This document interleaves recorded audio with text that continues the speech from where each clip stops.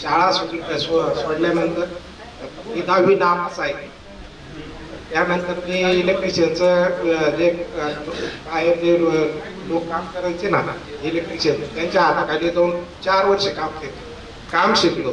काम शिकून मला आता जवळजवळ 22 वर्ष झालं. 22 वर्षामध्ये माझ्याकडे कमीत कमी 16-17 मुलं ठेकेदार झाले. तर त्याच्यामध्ये एक मुलगा आता 15 दिवसापूर्वी थायलंडला जाऊन आला, रमेश पवारला माहिती. हा, तर हा असा माझा अनुभव आहे. आणि जे आता जे जसं इथं भरपूर जणांनी सांगितलं माझं म्हणजे जे काही आता ॲग्रिकल्चरमध्ये आता जे दबदले यांनी सांगितलं का हे तुम्ही उपक्रम राबा हे राबा. माझं असं म्हणणं आहे की ज्या वेळेस पुढचा गेट टुगेदर येईल तर त्यावेळेस प्रत्येकाने हे तुमचं जे जनरल आता जे काही जमा केलं ते विषय वेगळा, पण 120 रुपये जमा करायचे पुढच्या गेट टुगेदरला. आणि असा व्यक्ती शोधायचा की प्रत्येकाला आता प्रत्येक क्षेत्रात अनुभव आहे का ज्या व्यक्तीला म्हणजे त्याची ऐपतच नाही पैसे भरण्याची शाळेत फी, तर अशा व्यक्तीला ते पैसे द्यायचे आपण आणि एक गेट टुगेदरलाच द्यायचे तिथं त्या व्यक्तीला बोलून. त्याच्यामुळे आता सर्व प्रत्येक क्षेत्रामध्ये डॉक्टर वकील सगळे आहेत. सगळ्यांना माहिती आहे का खरोखर ज्या व्यक्तीला गरज आहे पैशाची अशाच व्यक्तीला ते पैसे द्यायचे. जे आपण जे काय फालतू जे काय खर्च करतो हा खर्च कमी करायचा आणि त्याचा वापर असा करायचा की जे करून जे म्हणजे याच्या आधी शिक्षकांनी बी आम्हाला प्रत्येक वेळेस असं म्हणजे मार्गदर्शन केलेलंच आहे. समजा आता पठाण सर झाले हे कायम पाठीत मारायचे, पुढून कधीच मारलं नाही, वाकायला लावायचे आणि पाठीत मारायचे.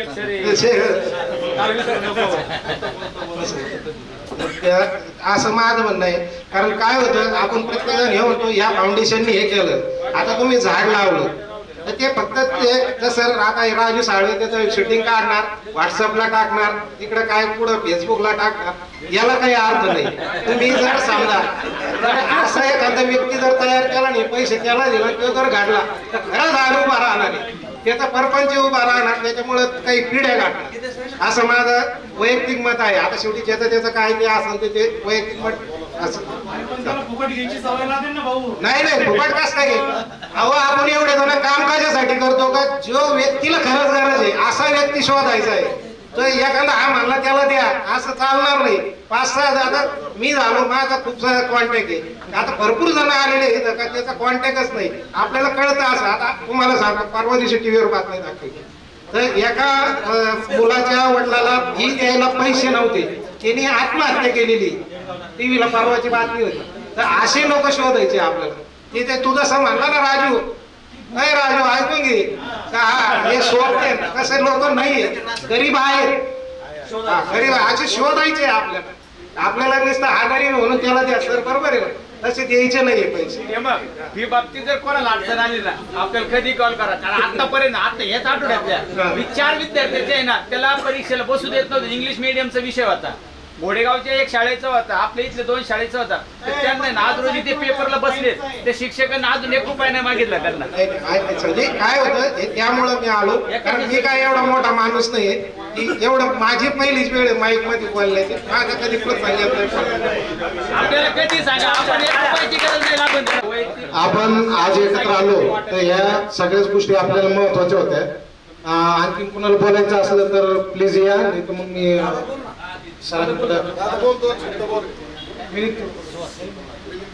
मिळेल शांत विद्यार्थी आजच सांगतेस ते काय असं. मित्रांनो आपण अमोल सगळेजण या ठिकाणी आलेलो आहे ना, तर आपले जे काही लहानपणापासूनचे जे सगळे वेगवेगळे घडलेले प्रसंग सगळ्यांनी थोडे शेअर केले. पण मला असं वाटतं का जे आपलं आयुष्य सरळ चाललंय, जे आपण जगतोय याच्यामध्ये काही गोष्टी मिस व्हायला नको. म्हणून मला एक छोटीशी एक गोष्ट सांगायची सर. खूप जवळचं नातं असतं आजोबाचं आणि नातवाचं, मित्राचं मायलेकीचं बापलेकाचं वेगवेगळे नाते असतात. असंच नातं असतं ते आजोबाचं आणि नातवाचं, की ते बाबा त्या मुलाला कायम बरोबर घेऊन फिरायचे.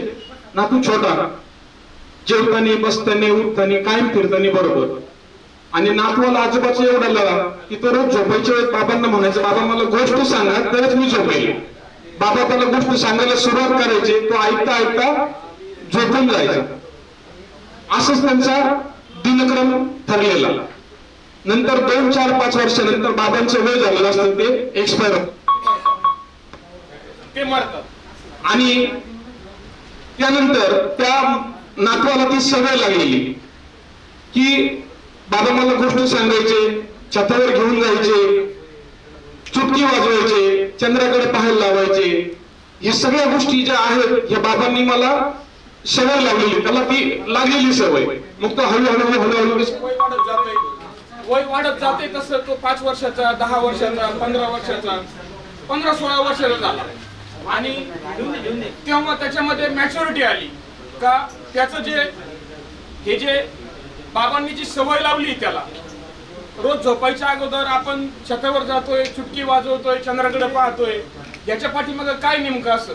मग त्याला हळूहळू थोडंसं कसं मॅच्युरिटी आली, समज येते, त्याला कळतं की हे जे दिवस गेलेत ना 15-16 वर्ष हे अशी चुटकी वाजवत गेलेले आहेत. आपले आयुष्य सुद्धा असंच आहे का जे आपण आता जर पाठीमागे वळून पाहिलं ना हे 40 वर्ष 42 वर्ष असे निघून गेलेले आहेत.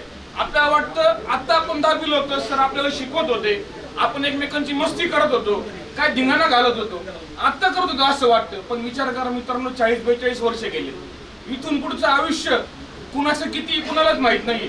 पण प्रत्येक क्षण प्रत्येकाने आपल्या कुटुंबाबरोबर, आपल्या मित्रांबरोबर एवढं जगा ना की त्यातून आठवणींनी सगळं काही असं फुलून गेलं पाहिजे. प्रत्येक क्षण प्रेरणादायी असला पाहिजे ना आपला. अशा गोष्टी आहेत ना. आणि आयुष्यात चढ उतार, प्रॉफिट लॉस अशा खूप गोष्टी आहेत का त्या कायम चालू असतात. त्यामुळे कधीच कोणत्या गोष्टीला खचून जायचं नाही. प्रत्येक क्षणाला हा विचार करायचा का जे गेलं ना ते या क्षणाला गेलं, उद्या किंवा नेक्स्ट पुढच्या क्षणापासून मला नव्यानं उभं करायचंय काहीतरी. ही प्रेरणा कायम सगळ्यांच्या डोक्यामध्ये, मनामध्ये, विचारामध्ये ज्वलंत राहिली पाहिजे.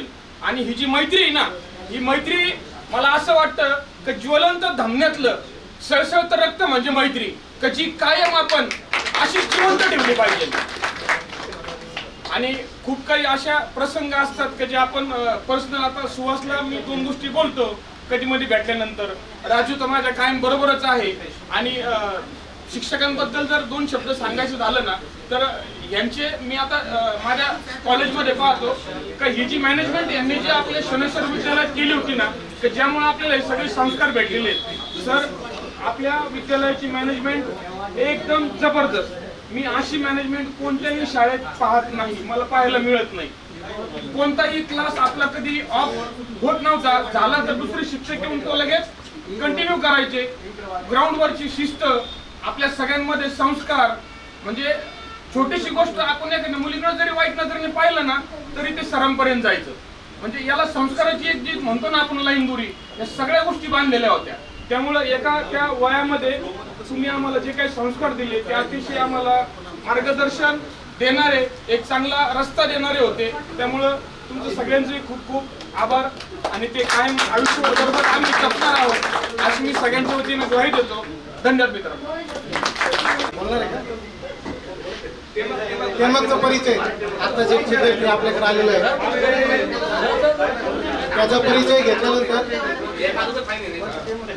हॅलो, सगळ्यांना विनंती आहे आपल्या त्यामागचा परिचय होईल, त्यानंतर आपल्या गुरुजन वर्गांचं मनोगत या ठिकाणी व्यक्त होईल.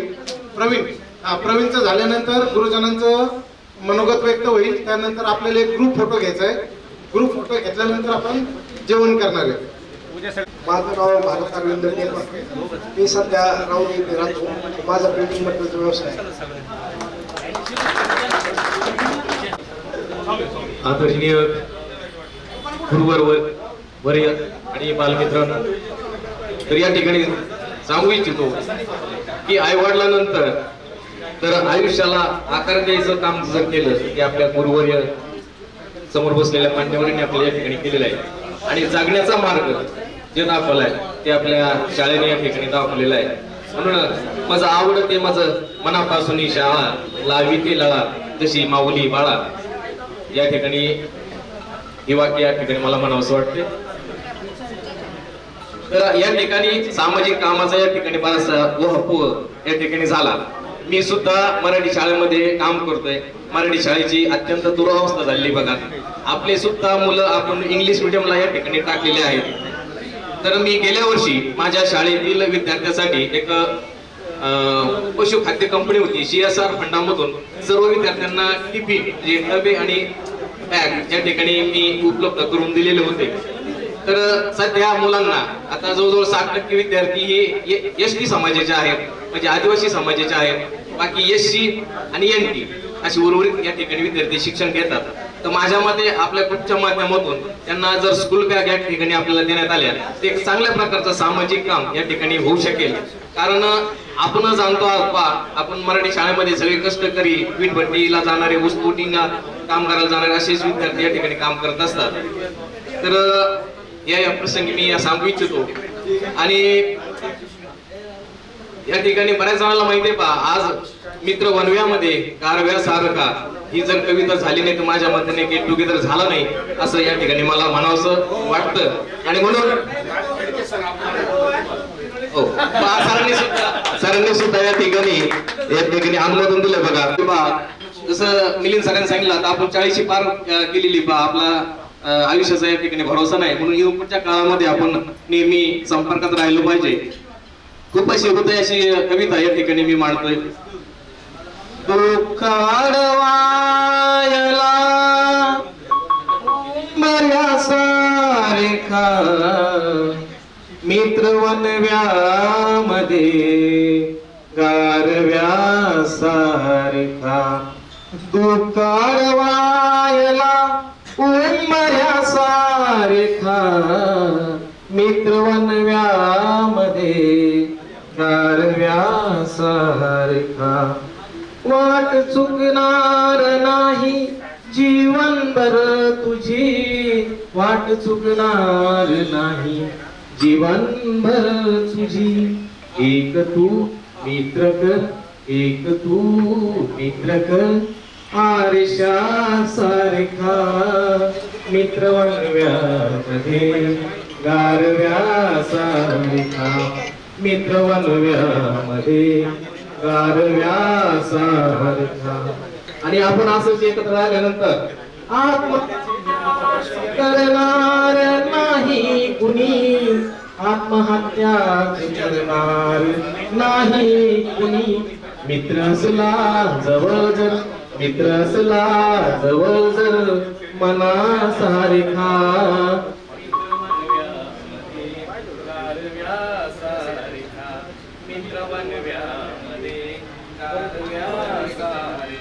कविता फार मोठी बा, शेवटचं वाक्य घेतो. चालताना मला देह ठेवासा, हात खांद्यावरी टाकल्या सारखा मित्र वनव्यामध्ये गारव्या सारखा. मित्र वनव्यामध्ये गारव्या सारखा. धन्यवाद.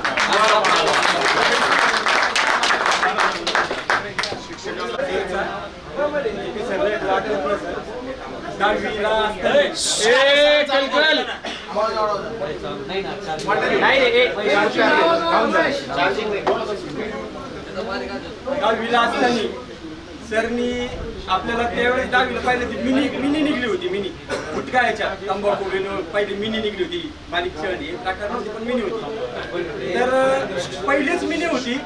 एक मित्राने आमच्या सायकल घेतली होती. तो पुढच्या बॅचला होता, आमचा वर्ग म्हणजे गल्लीतला होता. तो ती सायकल घेतली म्हणून ती मिनी आणली.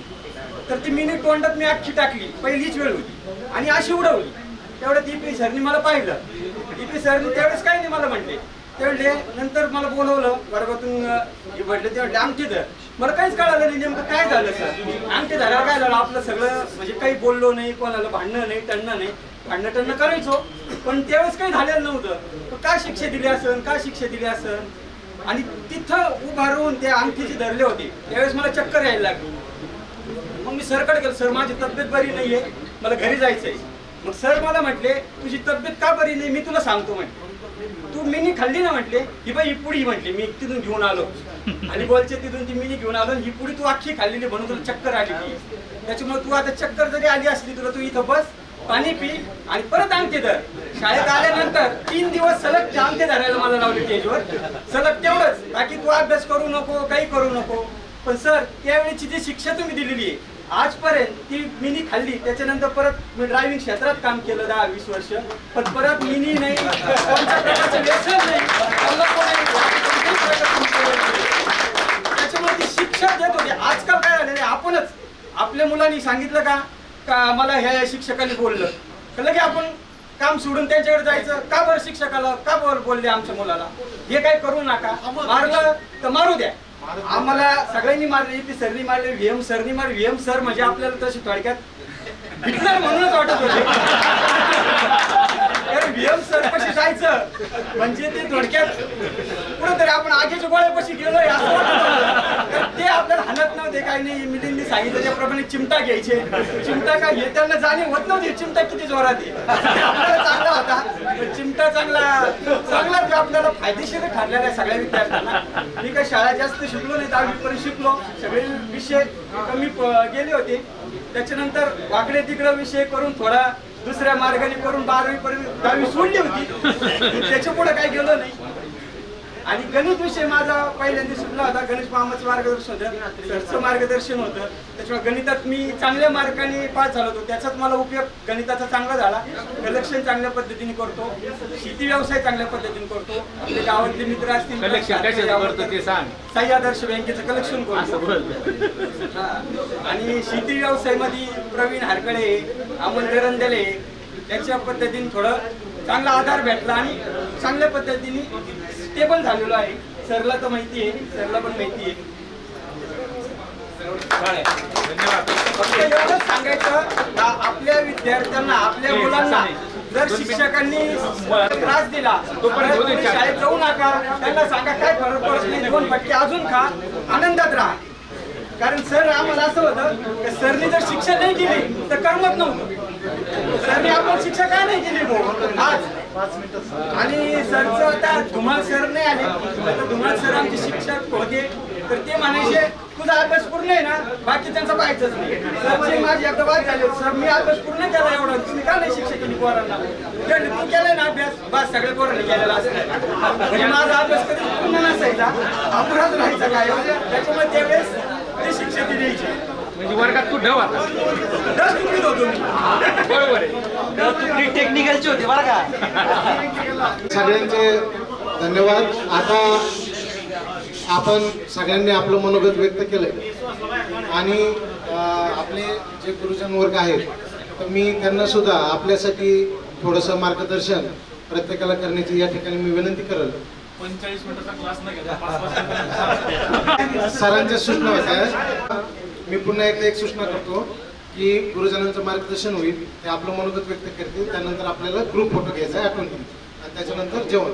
तर मी खोसे सरांना विनंती करेल की त्यांनी सर्वप्रथम सुरुवात करावी. गुरुजन AP सर आणि बाकी सर्व सहकारी गणेश मामा आणि विद्यार्थी मित्रांनो, आता डोनरीने सांगितलं की गरिबी जरी शाप असला तरी त्याच्यावर शिक्षण हा एक उपशाप आहे. शिक्षणाने माणसाला आपल्या सर्व ज्या अडचणी आहेत त्या सोडवता येतात आणि पुढं जाता येतं. आपणच शिक्षण नाही घ्यायचं नुसतं. शिक्षण कमी जरी असलं किंवा नोकरी मिळवण्यासाठी शिक्षण नाही घ्यायचं, तर हे जग समजून घेण्यासाठी, माणसं वाचण्यासाठी शिक्षणाची गरज आहे. आणि हे संस्कार आपण पुढच्या पिढीला करणं गरजेचं आहे. कारण आता सध्याला वातावरण जरा वेगळं आहे की शिक्षणाकडं पुढच्या पिढीचं अक्षम्य दुर्लक्ष होतं आहे. त्याच्यामुळे कमीत कमी तुमच्या मुलाबाळांना तरी चांगलं शिक्षण द्यावं अशा प्रकारची मी सगळ्यांना सूचना करतो. त्याचबरोबर प्रत्येक गावामध्ये मोठमोठाले मंदिरं होत आहेत. मंदिरं बांधणं काही वाईट नाही आहे, त्याच्यावर कळत चढवणं वाईट नाही, परंतु खरी गरज आहे की हे जे तळागाळातले लोक आहेत त्यांना जर मुख्य प्रवाहात आणायचं असेल तर त्याच्यासाठी शाळा असणं महत्त्वाचं आहे. ग्रामीण भागातले ज्या शाळा आहेत त्या चांगल्या होणं आणि त्या सर्व अशिक्षित लोकांना मुख्य प्रवाहात आणणं हे महत्त्वाचं काम आहे. तर त्याच्यासाठी प्रत्येकाने आपल्या गावातली शाळा, कमीत कमी प्राथमिक शाळा जिथं सर्वसामान्य लोकांचे मुलं शिकतात त्या मुलांसाठी ते फायदेशीर ठरेल. आता बहुतांशी जण मी शाळेत असताना येत होते, आपल्या शाळेच्या बातम्या पण सगळेजण देत होते, दळणदळी असतील, अडथळे, काही कामं सांगितले, नळाचं पाणी सोडा, सगळ्यांनी अत्यंत चांगलं सहकार्य केलेले. आणि विशेष म्हणजे मला सांगायला आनंद वाटेल की जवळजवळ 2008-10 पर्यंत चांगली परिस्थिती होती शिक्षणाची. सर्व मुलं, आता इथं तर कळतं की 98च्या सर्व मुलं काहीतरी सेवा करतायत, चांगल्या उद्योगधंद्याला आहेत. परंतु त्याच्यानंतर मात्र परिस्थिती बदललेली आहे. त्याच्यानंतर एकतर नोकऱ्या नाही आहेत आणि मुलांचा शिक्षणाकडे पाहण्याचा दृष्टिकोन बदललेला आहे. मी सर्वांना एकच आग्रह करील की या सर्व प्रश्नांचं उत्तर शिक्षण हेच आहे. शिक्षणाकडे कोणी दुर्लक्ष करू नये, त्याच्यातून मार्ग निघू शकतो. धन्यवाद. तरी सरांना विनंती कराल की त्यांनी स्वतः 2 शब्द मनोगत या ठिकाणी व्यक्त करावं. आमचे ज्येष्ठ सहकारी माननीय AP सर, त्याचप्रमाणे Mahagani sir, DM sir, Shaikh sir, Awale madam, Bhide madam, Ganesh मामा, आणि सर्वात महत्त्वाचं म्हणजे 27 वर्षानंतर आपण सर्वजण या ठिकाणी एकत्र येतो. सर्व 1998च्या बॅचचे सर्व 10वीचे माझे विद्यार्थी. मी सर्वांना धन्यवाद देईल अगोदर की गेट टुगेदरचा कार्यक्रम या ठिकाणी घडून आणला. या कार्यक्रमामधून आपल्या विचारांची देवाणघेवाण या ठिकाणी होते.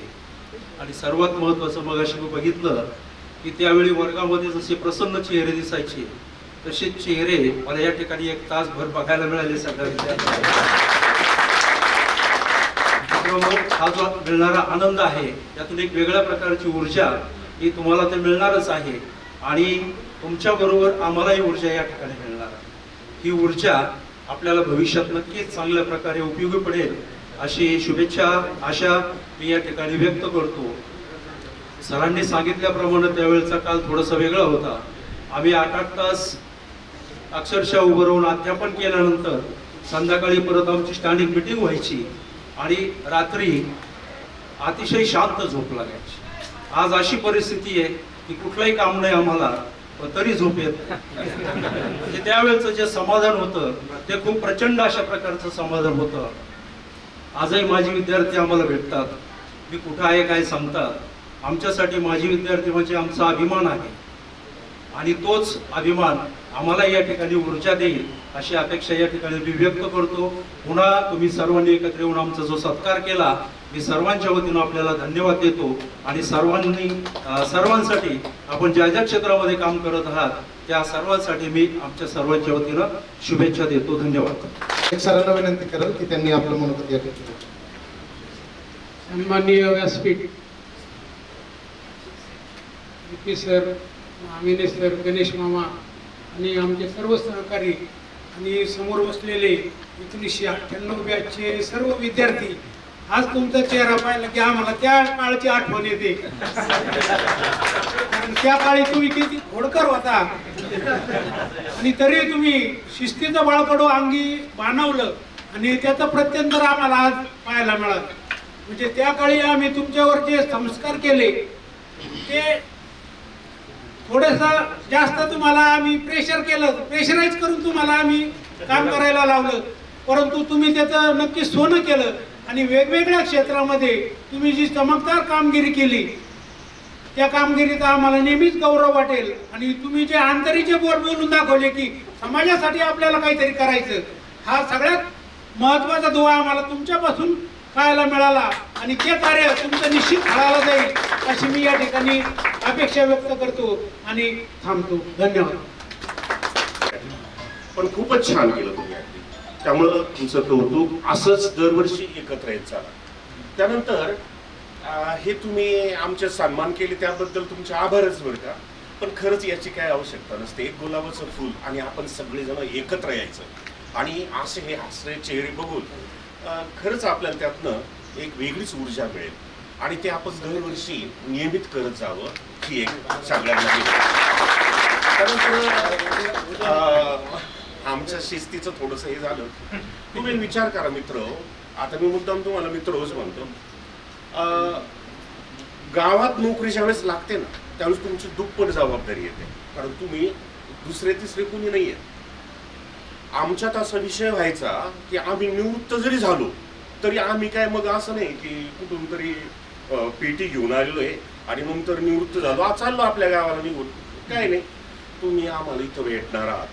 निवृत्त झाल्यानंतर तुम्ही म्हणणार की VM दरंगले सर मला इंग्रजीला होते, काय नाही शिकवलं त्यांनी काय. हा अपवाद होता. आम्ही सगळ्यांनी खूप जटलो. आम्हाला आमचे गुरुजन होते AP सर तर आम्हाला शिकवायला होते आणि आम्ही तर त्यांना तेव्हापासून अनुभवत आलो की खरंच किती कष्ट घेतले त्या लोकांनी. मग आम्हाला तीच चांगली प्रेरणा त्यांच्याकडनं मिळालेली होती. आम्ही सगळेजण इतके कष्ट घ्यायचो, इतके झटायचो की असं वाटायचं की हे आपले भाऊ आहेत सगळे.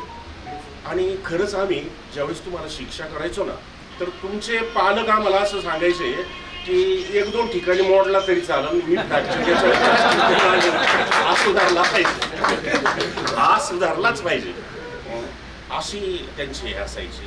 आणि खरंच पालक वर्गांचं सहकार्य, आदरणीय आपलं जे नेतृत्व आहे गडाख साहेबांचं, तर त्यांचंही कव्हरेज असायचं. बँकिंग लागतं कोण नव्हतं सगळ्यांना तुम्हाला, नाही तर मग तुम्ही काही नाही करू शकत. आपल्या मुळा एज्युकेशनला आदरणीय साहेबांचं पाठबळ आणि त्याच्यातून मग हे सगळ्या गोष्टी शक्य होत असायच्या. नाही तर मग कोणी उठण तिथं जाऊन हे करण आणि नोकरी खरं सांगतो तुम्हाला ते हातबल पण असतात. जाऊ द्या, वेळ फार झाला, मी जास्त वेळ घेत नाही. मी येडके सरांना असं सुचवू इच्छित होतो नंतर की ते आपलं कोणतं ते मैत्रीची जी यारानामधली सुंदरशी गाणी वगैरे होतील किंवा असं काहीतरी इतका आनंद आपण असं काहीतरी कराल पुढच्या वेळेस, किंवा आमच्या समोर लोक वाटत असेल तर तसं नाही, एकत्र आले ना तुम्ही आनंद. आणि खरं सांगू का, आता मागाशी पण कुठतरी म्हटलंय की आता 40 तुम्ही आलात, आम्ही तर 60च्या पुढं आहोत. हा आपला परतीचा प्रवास आहे, हा आपला सगळ्यांचा नाही, एकांचा पण आहे.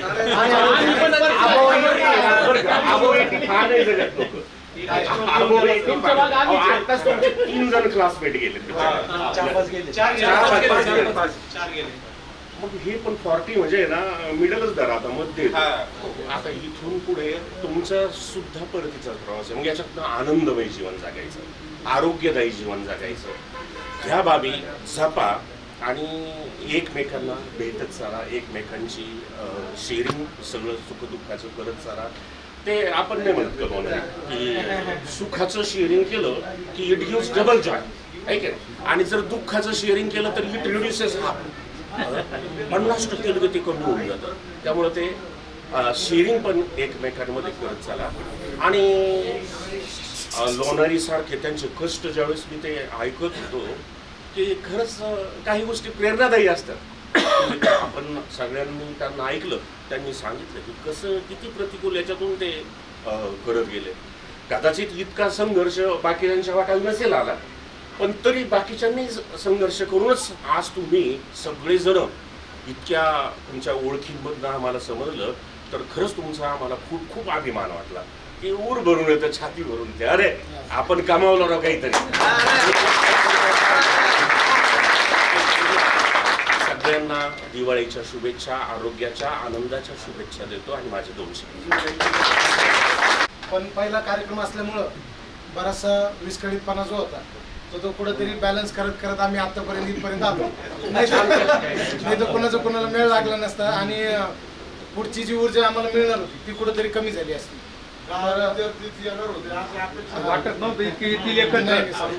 आणि हे सगळं आपलं श्रेय. सरांनी सांगितल्याप्रमाणे आपण जसं आज मिडल एजला आलोय तर आपल्याला पैशापेक्षा एकमेकाच्या मैत्रीची आणि एकमेकाच्या सुखदुःख शेअरिंग जे आहे तर ते शेअर करण्याची गरज आहे. कारण आपण आज समाजात वावरतो तर एकमेकाला आपण आवजावं घालूनच बाहेर बोलावं लागतो. फक्त एवढाच एक ग्रुप आपला असा आहे की आपण हक्काने एकमेकाला आरेतुरे बोलू शकतो. आणि आपलं जे शेअरिंग आहे तर समवयस्कर असल्यामुळं आपण प्रत्येक गोष्ट चांगली असो वाईट असो आपल्या जीवनाशी रिलेटेड असो आपण एकमेकाला शेअरिंग करून ती 100% त्यातून प्रॉब्लेम सॉल्व आपण किंवा आनंद हा वाढू शकतो. त्यानंतर मी मामिने सरांना पण या ठिकाणी मार्गदर्शन करण्यासाठी करण्यासाठी आवाज कमी राहू दे. सर गणेश मामा, माझे सर्व सहकारी, आज मला दत्तात्रय शेट्टे यांचा फोन आला 2 दिवसापूर्वी की असा कार्यक्रम ठरला आणि तुम्ही आलं पाहिजे. त्याच वेळेस सांगितलं की मी निश्चितपणे येईल. हे का तर तुमचे हे आनंदी चेहरे मला पाहायचे होते. तुमच्या सगळ्यांच्या प्रतिक्रिया ऐकल्या. वेगवेगळ्या क्षेत्रामध्ये तुम्ही नाव कमवलेलं आहे.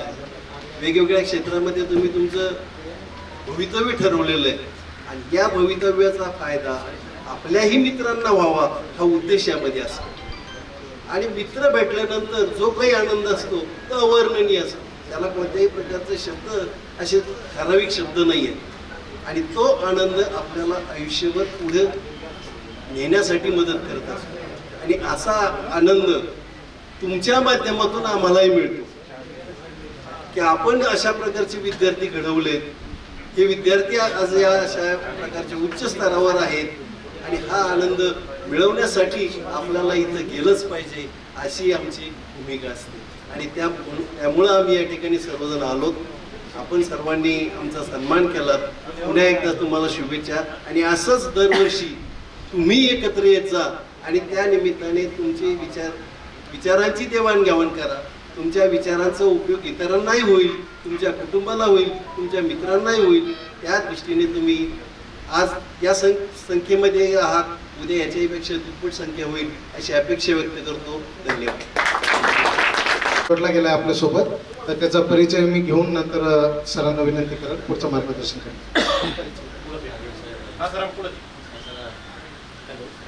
हॅलो, मी आगळे आसाराम माधव. मी सध्या जय हिंद पॉलिटेक्निक कोरत आणि Jai Hind engineering college Korat course of instructor म्हणून त्या ठिकाणी मी कार्यरत आहे. आपण सगळे या ठिकाणी भेटला तर खरं तर असं वाटतंय की आपल्या बालपणीच्या शाळेतल्या ज्या गोष्टी आहेत तर त्या पूर्णपणे आपल्यात दिसतात. एवढं बोलून मी या ठिकाणी थांबतो. सर्व विद्यार्थ्यांना बघून खूप आनंद झालाय मला.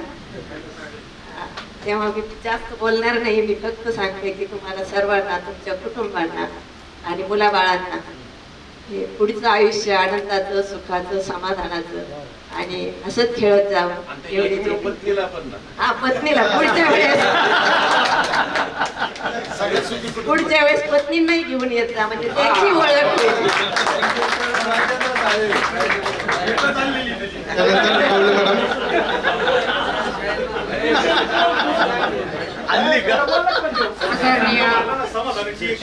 माझे सहकारी Darandale sir, Mamine sir, PM Darandale sir, Shaikh sir, Khusari sir आणि कोचे सर, तसेच माझे सर्व विद्यार्थी मित्रांनो.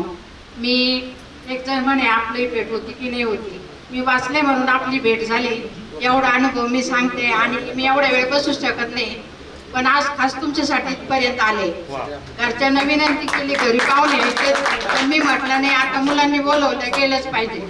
त्यामुळे मी इथपर्यंत पोहोचले. माझं 17 मार्चला आणि 4 एप्रिलला 2दा PMBच्या हरण्याचं ऑपरेशन झालं. ते सर्वात ऑपरेशनमध्ये अवघड असतं, पण तुमच्यासाठी मी एवढंच बसणं सहन केलं.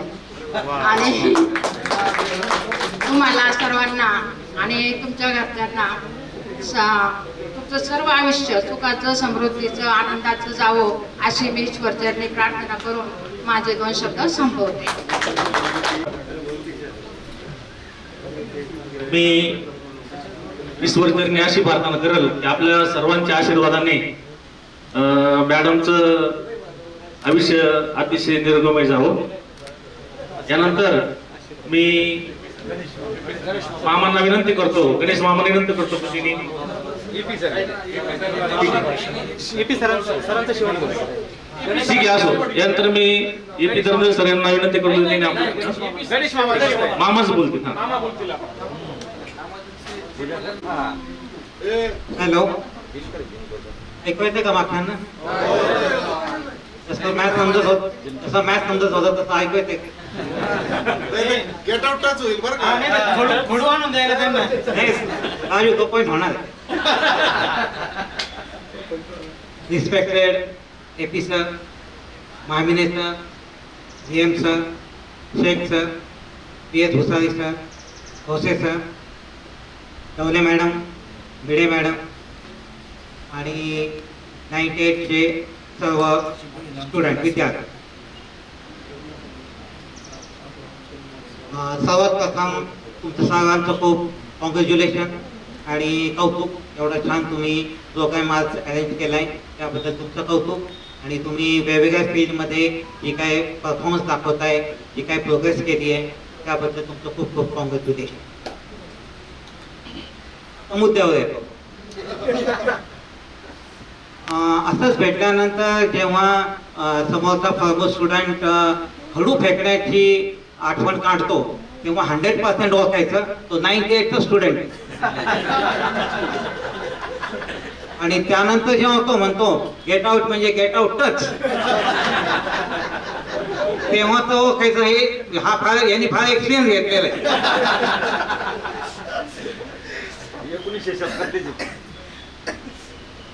आणि गेट टुगेदर खूप दिवसाचं तुमचं चाललं होतं. काही काहींनी तर आशा सोडली होती की म्हणजे इतके निगेटिव्ह थॉट्स असायचे त्या व्हॉट्सअपवर की काम सगळ्यांचे गेट टुगेदर होते पण आमचं काही होणार नाही वगैरे असं बरंच काही होतं. पण दत्ता शेट्टींनी सोमवारी जो एक मेसेज टाकला तो एक टर्निंग पॉईंट होता. त्याचा मेसेज होता की आपण रात्री 9 वाजता प्रवीण बंगच्या दुकानामध्ये भेटू.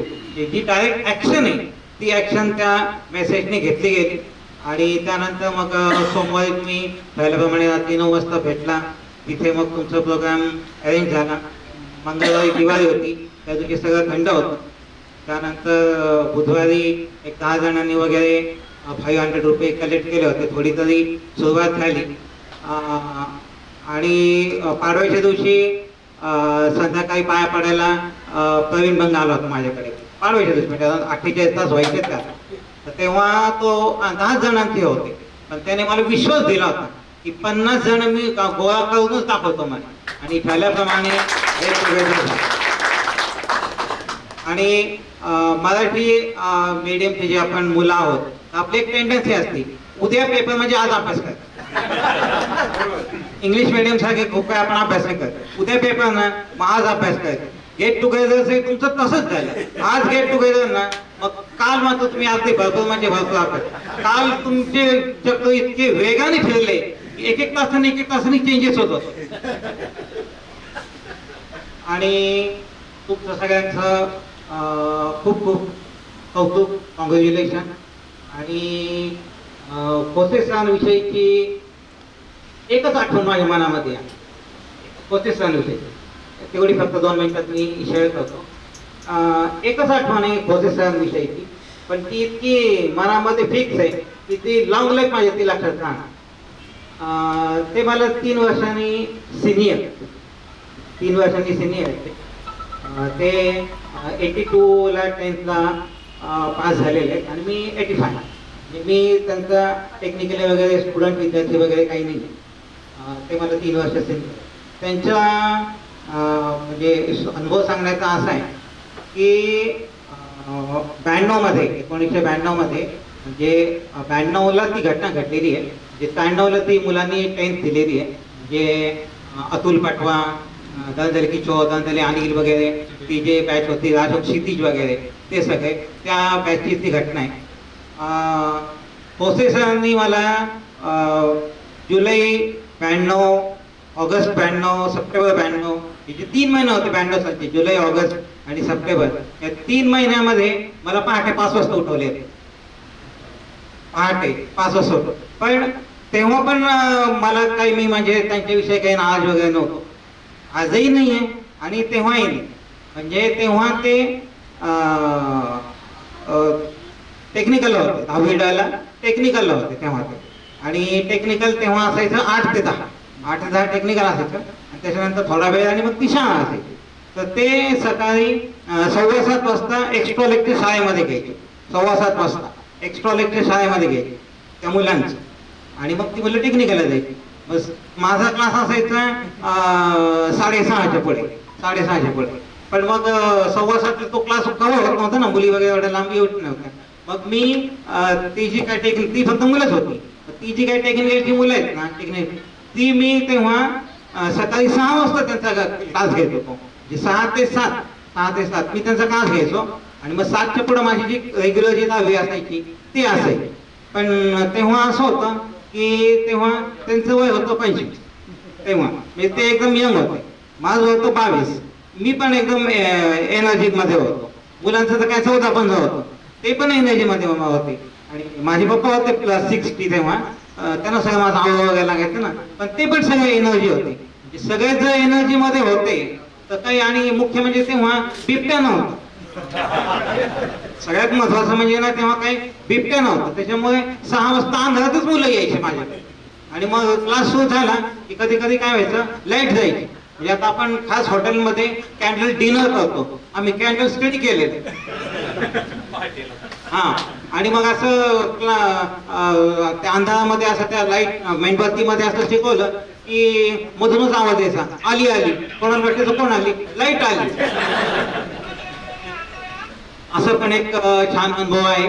पण तेव्हा एक कधीच मी नाराज नव्हतो की ह्याच्यामुळे आपल्याला लवकर क्लास घ्यावा लागतो वगैरे, काही नाही. एनर्जी होते, तुम्ही म्हटलं पण ते दिवसच खूप आनंदाचे होते, मजेचे होते, खूप छान होते. त्या काळामध्ये पैसा कमी होता पण आनंद खूप खूप खूप. Thank you so much.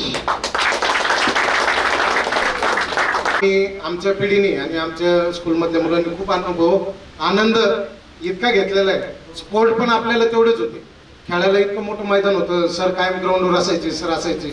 संध्याकाळचं व्हॉलीबॉल असो किंवा खो खो कबड्डी सारखे खेळ आम्ही त्यावेळेस खेळलो, त्याच्यामुळं आम्ही शरीराने सुद्धा सगळे सदृढी 1-2 सोडले तर बाकीचे बऱ्यापैकी. त्यानंतर आजचे आपल्या अतिथी श्री AP तरंदरे सर यांना मी विनंती करतो की त्यांनी या ठिकाणी आपलं मनोगत व्यक्त करावं.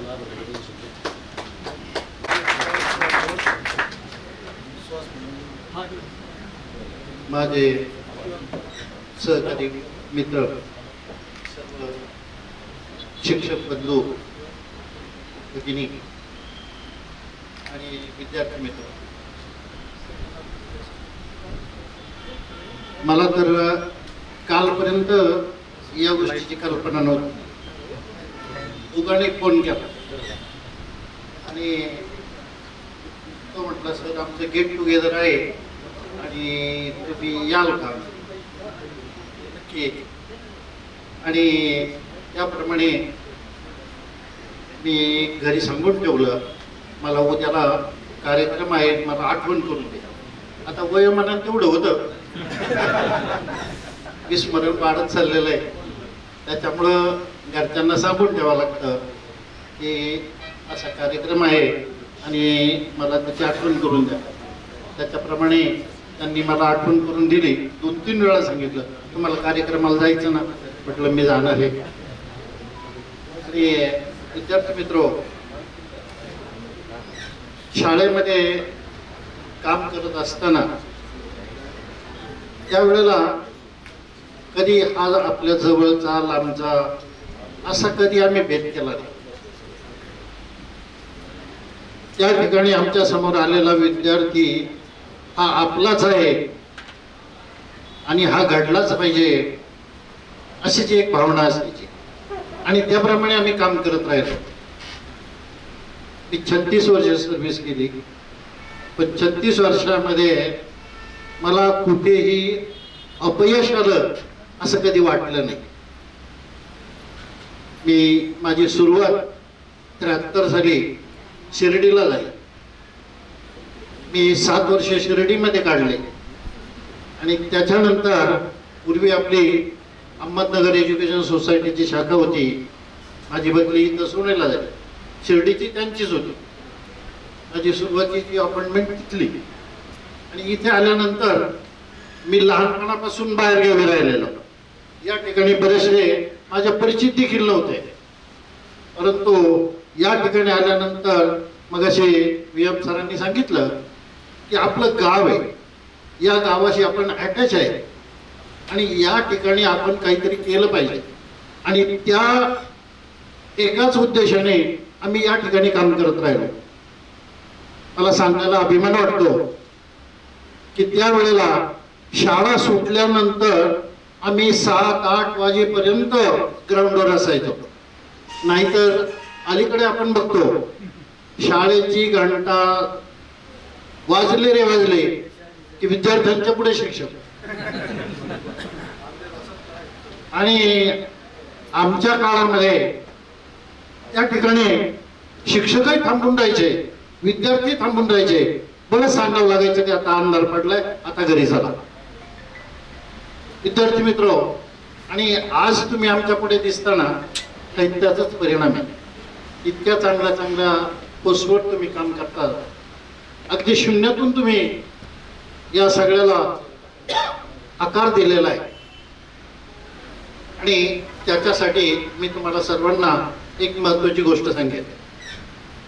विद्यार्थी मित्र, आपण आपल्या आयुष्यात किती कमवलं, काही कमवलं, तरी पण कुठेतरी अध्यात्माची जोड तुम्हाला असलीच पाहिजे.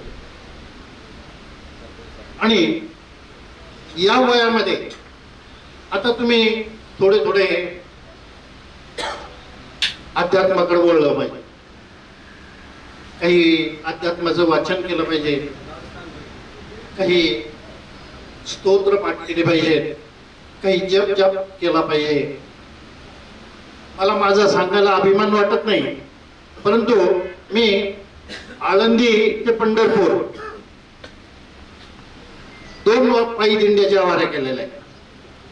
त्याच्यानंतर देवगडच्या दिंडीमध्ये देखील अगदी देवगड पासून पंढरपूर पर्यंत पायी दिंडी त्या ठिकाणी देखील केली. आणि आजही मला एकही गोळी नाही, कोणताही आजार नाही.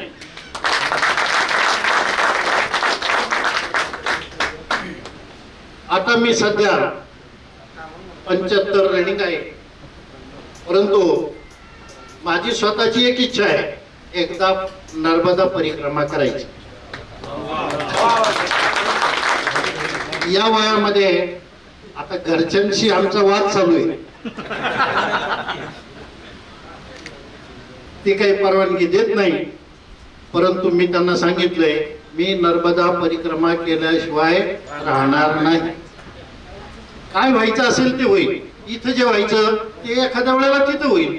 काय माझं पुण्य असेल समजा काही, तर त्या ठिकाणी झालं तर चांगलंच आहे. परंतु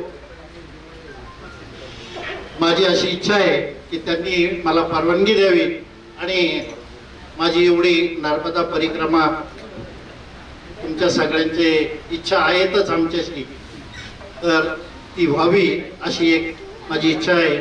मी दररोज सकाळच्या वेळेला माझी पूजा पाठ होतो. त्यानंतर जवळजवळ सांगू नये या गोष्टी, परंतु सकाळी 100 माळी जप करत असतो, संध्याकाळी 100 माळी जप करत असतो. आणि थोडासा वाचनाचा भाग त्या ठिकाणी आहे.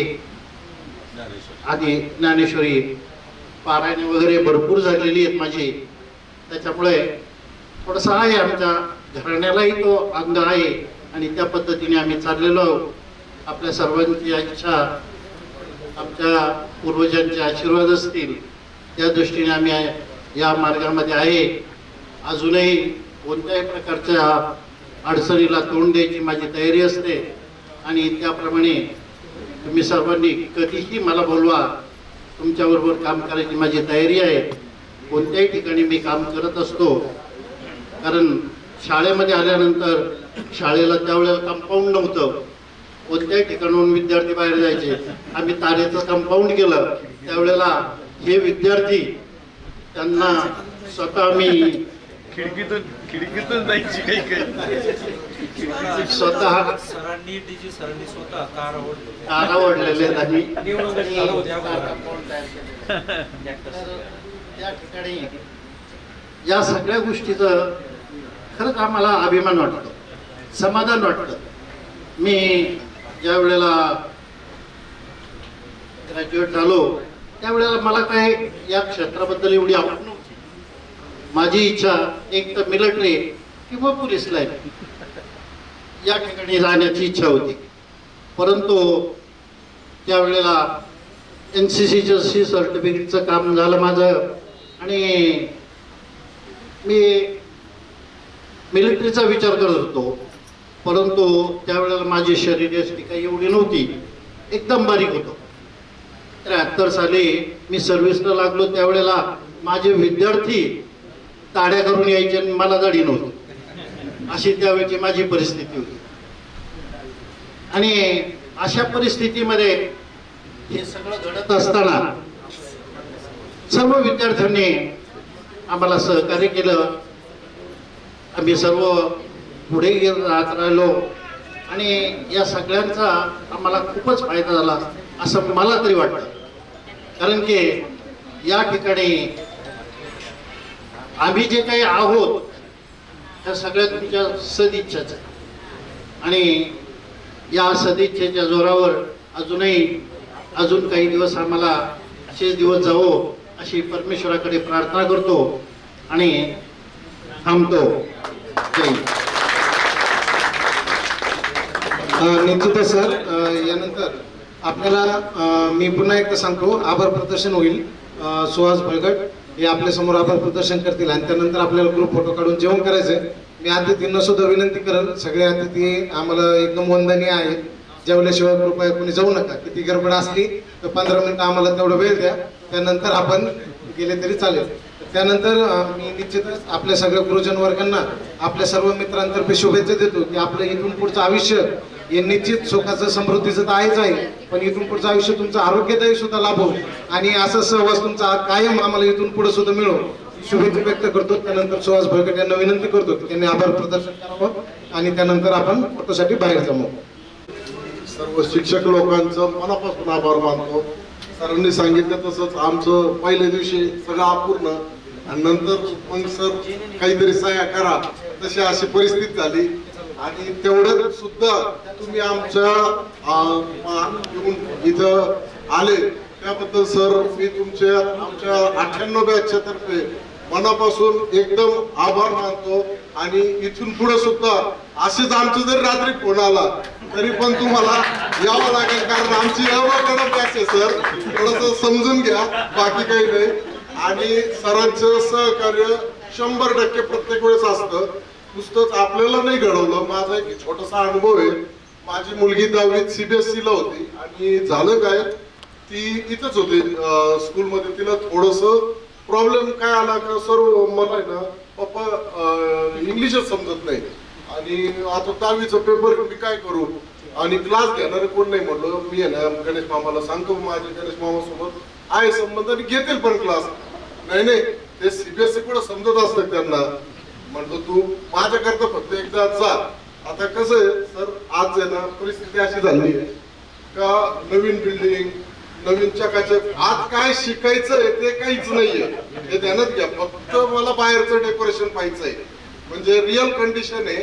तुम्ही जसं म्हटले तुम्ही तार ओढलेले आहे, तुम्ही आमच्या हातात खोरं दिलं म्हणून आम्हाला खोरं ओढता आलं. माझ्या मुलाला जर मी खोरं दिलं तर म्हणजे अनुभव असा आहे का त्याला एक दिवशी मॅडमनी बेंच बदलायला सांगितलं, त्यांनी शाळाच बदलायची मला सांगितली. मी शाळा बदलायची पण मला जायचं नाही.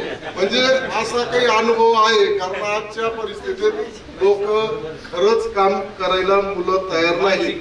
मी गणेश मामाकडे तिला एकच दिवस पाठवलं.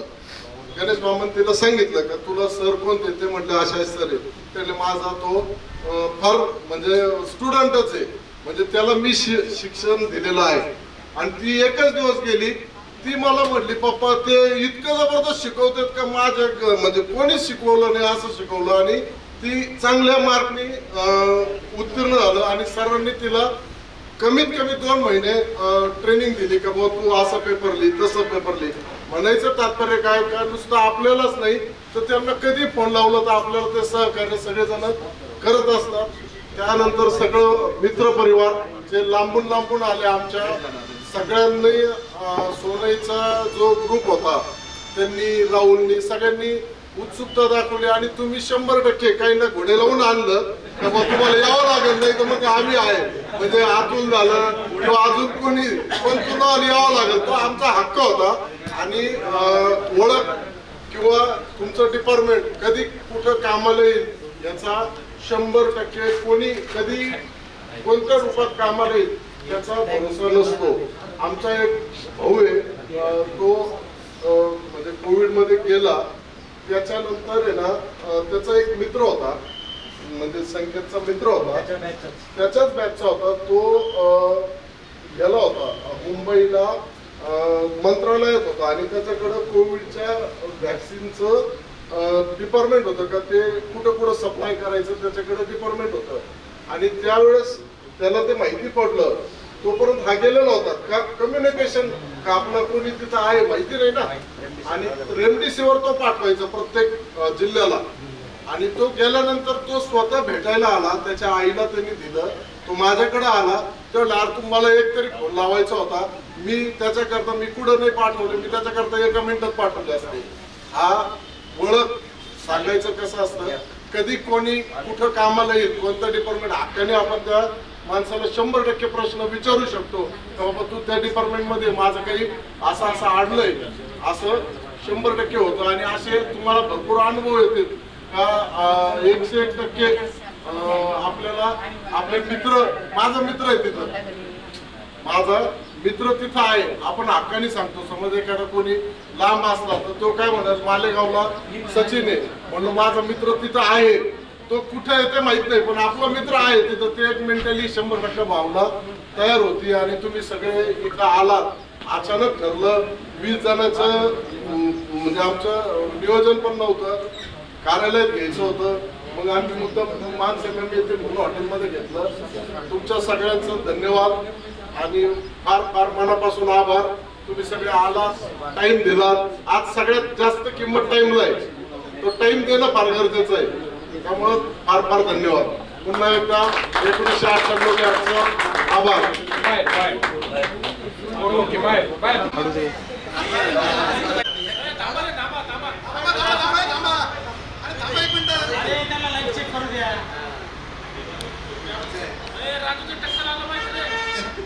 ओके, समोर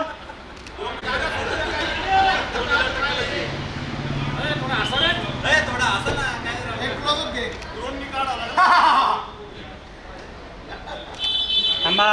झालं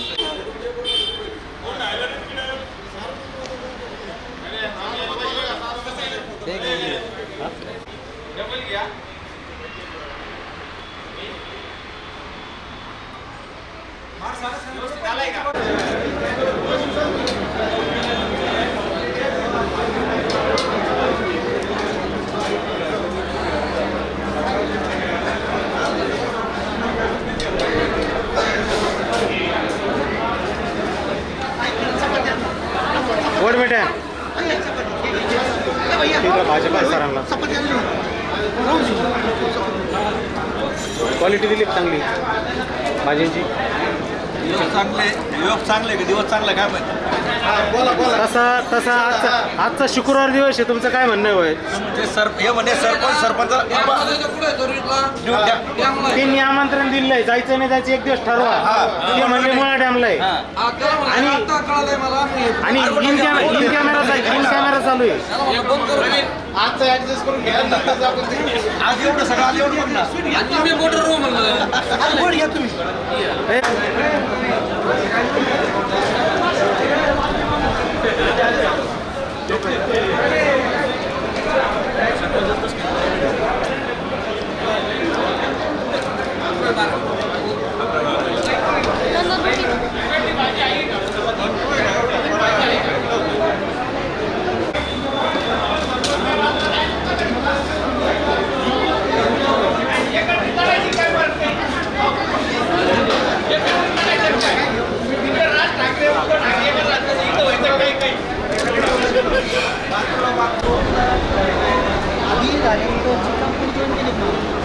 त्याच कंपनी अजून कंपनी 20 वर्षापासून एकाच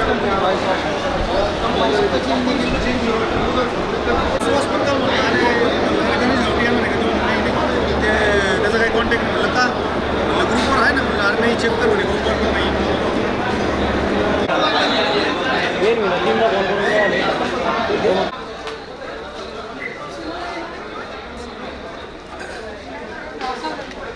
हे करतो काय एक